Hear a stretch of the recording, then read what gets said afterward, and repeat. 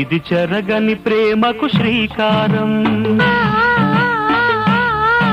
ఇది మమతల మేడకు ప్రాకారం,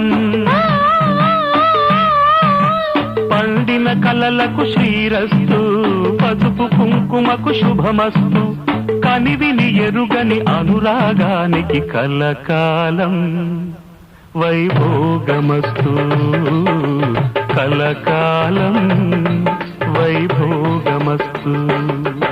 ఇది చెరగని ప్రేమకు శ్రీకారం, ఇది మమతల